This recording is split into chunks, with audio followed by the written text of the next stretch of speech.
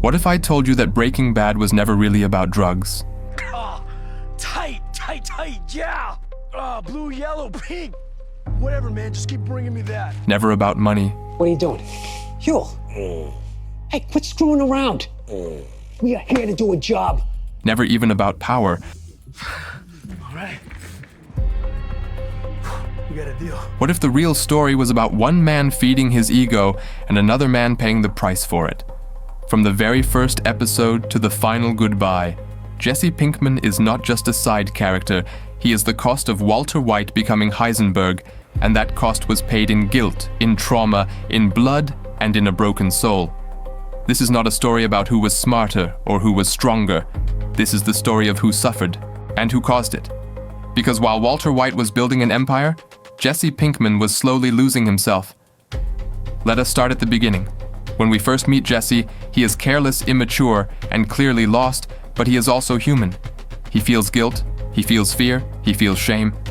Jesse reacts emotionally because he is still connected to the consequences of his actions. He does not separate himself from the damage. He cannot turn suffering into numbers or strategy. Walter White, on the other hand, starts as a man who feels invisible, underpaid, disrespected, ignored.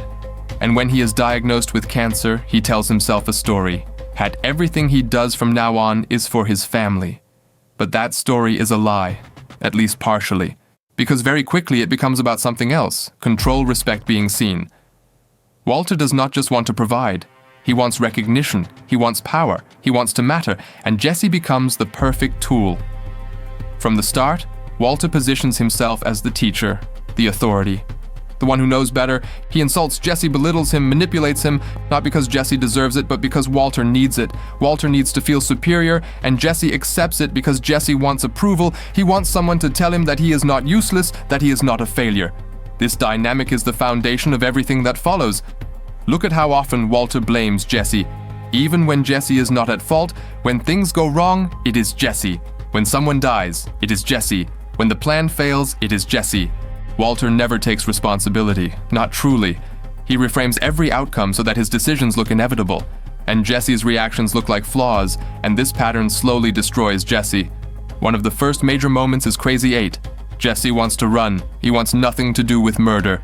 Walter insists, Walter decides, Walter kills, and Jesse is left to deal with the emotional aftermath. This happens again and again.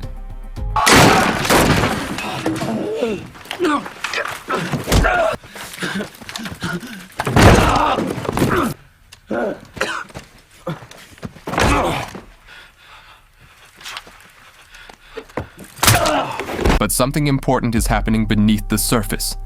Every time Walter makes a decision for both of them, Jesse loses a little more agency. He stops being a partner and becomes a passenger, dragged forward by someone else's ambition. Walter frames this as protection, as guidance, as intelligence. But it is control? Jane, Andrea Gale, the kid on the bike, Drew Sharp. Every death leaves a scar on Jesse, while Walter treats them like steps on a ladder. Take Jane, for example. Jane was not just Jesse's girlfriend, she was his escape, a chance at something normal. When Walter watches her choke, he has a choice and he chooses his ego. Because Jane threatens control, she threatens exposure. She threatens Walter's image of himself as the mastermind, so he lets her die, and Jesse never recovers. From that moment on, Jesse carries a weight that never leaves him. Guilt, self, hatred, PTSD. But Walter grows colder, more confident, more cruel. After Jane, Walter learns something dangerous. That doing nothing can still be an act of power, and that silence can be weaponized. And Jesse becomes the one who pays for that lesson. As Walter becomes Heisenberg, Jesse becomes a ghost of himself. Look at how Jesse reacts to killing Gale. That moment shatters him. He's not a killer, he never was. But Walter forces him into it, then convinces him it was necessary, then distances himself from the consequences. Walter sleeps, Jesse screams. This contrast is not accidental. It is the core theme of the show. Walter externalizes pain, Jesse internalizes it. Walter rationalizes, Jesse feels. And this is why Jesse suffers more than anyone else, even more than Skyler, even more than Hank, because Jesse is the one who still has a conscience and Walter knows it. He uses that against him. He manipulates Jesse's guilt, his need for validation, his desire to be cared for. Every time Jesse tries to leave, Walter pulls him back. Can he get it running again? Why? So we can cook. You still want to cook? Seriously. What's changed, Jesse? With money, with threats, with lies, Walter says he cares, but his actions prove otherwise. One of the most disturbing examples is Brock.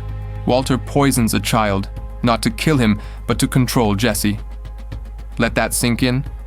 Walter risks a child's life, just to maintain power, and Jesse believes him because Jesse wants to believe that Walter is still good. That belief is the real tragedy.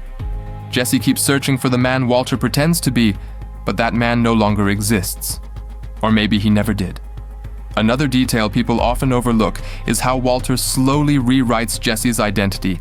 Every mistake becomes proof that Jesse is weak. Every emotional response becomes evidence that he is the problem over time. Jesse starts to see himself the same way, not as a victim, not as a survivor. But as someone who deserves punishment, Walter never needs to lock Jesse up mentally, because Jesse does it himself. By the time physical captivity happens, the damage is already complete. When Drew Sharp is killed, Walter shuts down any discussion. He treats it like a business delay. But Jesse cannot. That moment confirms everything Jesse feared, that there is no moral line left, only efficiency. From this point forward, Jesse is no longer confused. He knows what they are doing is wrong, but knowing does not mean escaping. Because shame is stronger than chains, Jesse tries to give away his money because he cannot even touch it. Every dollar feels cursed. Walter sees money as success. Jesse sees it as blood. Two men, same empire, different moral worlds.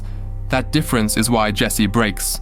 And why Walter does not. Jesse shows empathy again and again toward addicts, toward children, toward collateral damage. Walter calls this weakness, but it is not. It is humanity, and humanity is dangerous to ego, so Walter slowly destroys it by pushing Jesse deeper, by isolating him, by forcing him into unbearable situations until he is numb, until he is traumatized, until resistance feels impossible. By the time Jesse is chained in the lab, beaten, dehumanized. This is not sudden, it is the final stage of a long design. A design Walter began the moment he chose pride over responsibility. The most painful truth is that Walter could have stopped many times. He could have let Jesse go. He could have taken accountability. He could have chosen humility, but ego does not retreat, it consumes. Even when Walter saves Jesse in the finale, it is not redemption, it is recognition. Walter finally sees the damage, but seeing does not undo Jesse's scream as he escapes is not just relief, it is release. Years of fear, years of manipulation, years of being told he was the problem, leaving his body all at once. That scream is the emotional climax of Breaking Bad, not Walter's death, because Breaking Bad was never about Walter winning, it was about Jesse surviving.